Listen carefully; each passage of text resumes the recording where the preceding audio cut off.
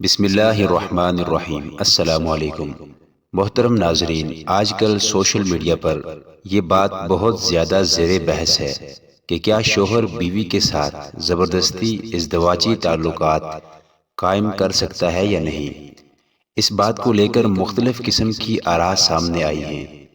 اسلام ہمارے اس بارے میں کیا رہنمائی کرتا ہے، یہ جاننے کے لیے ویڈیو کو مکمل ضرور دیکھیے گا۔ محترم ناظرین، آج کل ہمارا معاشرہ بڑی تیزی سے بے راہ روی کا شکار ہوتا چلا جا رہا ہے اور ہم تباہی کے دھانے پر پہنچ چکے ہیں، جس کی ایک بنیادی وجہ دین اسلام سے دوری اختیار کرنے کے ساتھ ساتھ دوسری بہت بڑی اور خطرناک وجہ ہمارا میڈیا ہے، جس پر ایسے پروگرامز اور ڈرامہ سیریلز دکھائے جا رہے ہیں جن سے نوجوان نسل بڑی تیزی کے ساتھ اسلام سے، اخلاقیات سے، اسلامی تہذیب، ثقافت اور اسلامی روایات سے نہ صرف دور ہوتے چلے جا رہے ہیں بلکہ ان کے دل و دماغ پر یہ چیزیں اس قدر حاوی ہو چکی ہیں کہ اسلامی دستور زندگی محض ان کو ایک مذاق لگتا ہے۔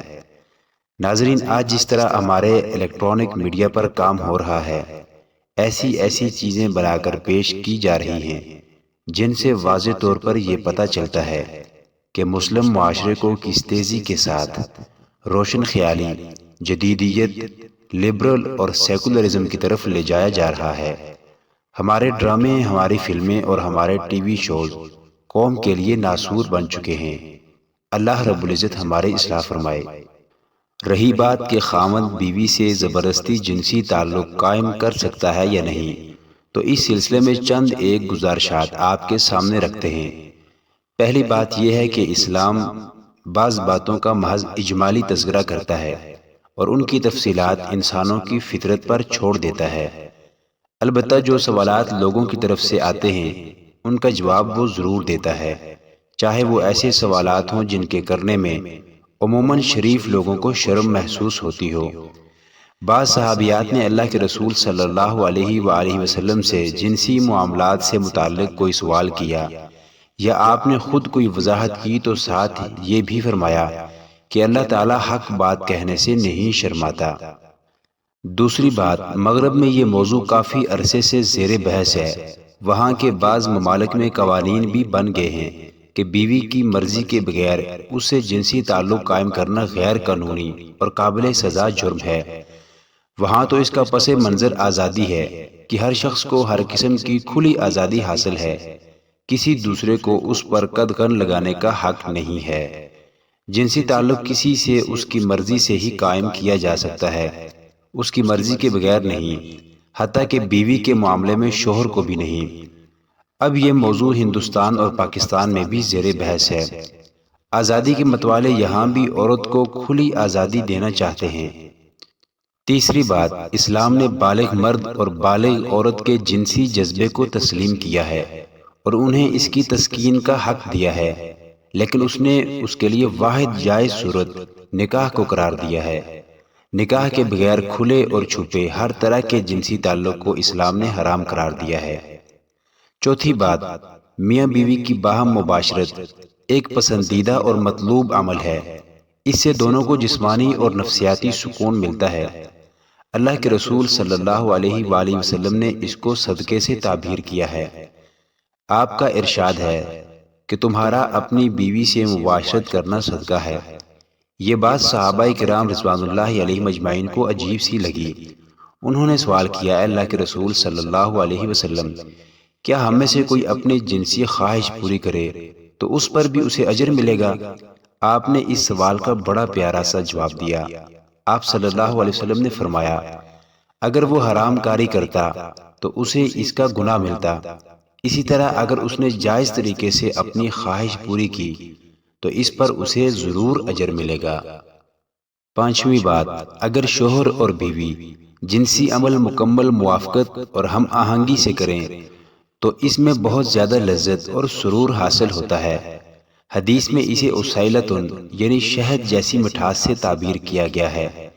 ایک عورت کو اس کے شوہر نے 3 طلاقیں دے دیں، اس عورت نے دوسرے سے نکاح کر لیا لیکن اسے اس کے پاس تسکین حاصل نہیں ہوئی، تو اس نے دوبارہ پہلے شوہر کے پاس جانا چاہا۔ اللہ کے رسول صلی اللہ علیہ وآلہ وسلم نے فرمایا، نہیں، اس کے لیے ضروری ہے کہ تمہاری اس سے مباشرت بھی ہو جائے، یعنی دوسرے خاوند سے، پھر وہ تمہیں طلاق دے۔ حضور صلی اللہ علیہ وسلم نے فرمایا، نہیں، یہاں تک کہ تم اس کی مٹھاس چکھ لو اور وہ تمہاری مٹھاس چکھ لے۔ چھٹی اور اہم بات، حدیث میں بیوی کو حکم دیا گیا ہے کہ جب شوہر اس سے مباشرت کا تقاضا کرے تو اگر اسے کوئی عذر نہ ہو تو انکار نہ کرے۔ ایک حدیث میں ہے کہ اللہ کے رسول صلی اللہ علیہ وآلہ وسلم نے فرمایا، شوہر بیوی کو بلائے تو وہ فوراً چلی جائے، چاہے وہ تنور پر بیٹھی ہو۔ ایک حدیث میں ہے کہ آپ صلی اللہ علیہ وآلہ وسلم نے فرمایا، اگر شوہر رات میں اپنی بیوی کو مباشرت کے لیے بلائے لیکن وہ نہ جائے تو فرشتے صبح تک اس پر لعنت کرتے ہیں۔ ایک روایت میں ہے کہ اوپر والا یعنی اللہ تعالیٰ اس عورت سے اس وقت تک ناراض رہتا ہے جب تک شوہر کی ناراضی دور نہ ہو جائے۔ ٹھیک یہی حکم شوہر کے لیے بھی ہے کہ اگر بیوی کو مباشرت کی خواہش ہو اور وہ اس کا اشارہ کرے تو شوہر اس کی خواہش پوری کر دے اور انکار نہ کرے۔ یہ بات اگرچہ احادیث میں وضاحت سے نہیں کہی گئی لیکن یہ عین مطلوب ہے، کیونکہ نکاح کا مقصد ہی یہ ہے۔ اس لیے شوہر اور بیوی دونوں کی ذمہ داری ہے کہ ایک دوسرے کے جنسی تقاضے کی تکمیل میں ایک دوسرے کے ساتھ تعاون کریں۔ ساتویں بات، زوجین کے درمیان جنسی تعلق کے سلسلے میں ایک اہم بات یہ ہے کہ اس میں اعتدال ہونا چاہیے۔ اس میں زیادتی سے شوہر اور بیوی دونوں کی صحت پر برے اثرات پڑتے ہیں۔ اعتدال کی کوئی حد قائم نہیں کی جا سکتی۔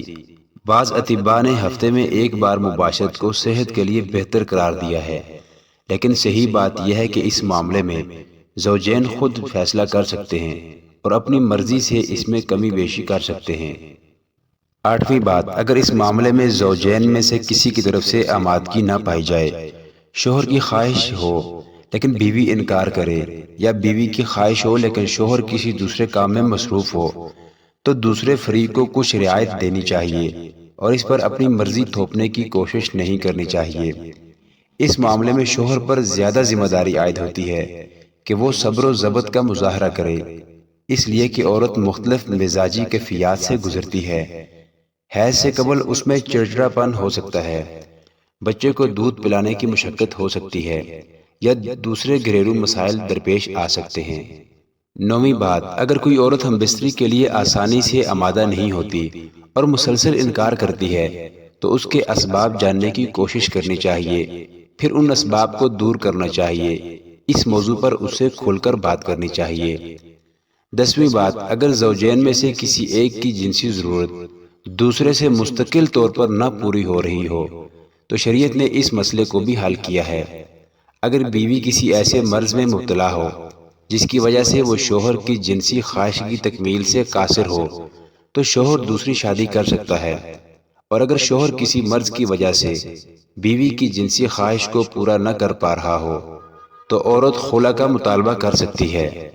11ویں اور آخری بات، خلاصہ یہ ہے کہ بیوی کو آمادہ کیے بغیر اس سے زبردستی جنسی تعلق قائم کرنا اگرچہ پسندیدہ نہیں لیکن اسے قابل سزا جرم قرار دینا اسلامی نقطہ نظر سے درست نہیں۔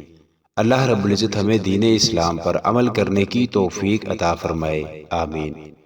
ناظرین، کومنٹ باکس میں اپنی رائے سے آگاہ ضرور کیجیے اور اس اہم پیغام کو دوسروں تک ضرور شیئر کریں تاکہ کسی کی اصلاح ہو سکے اور آپ کے لیے صدقہ جاریہ بن جائے۔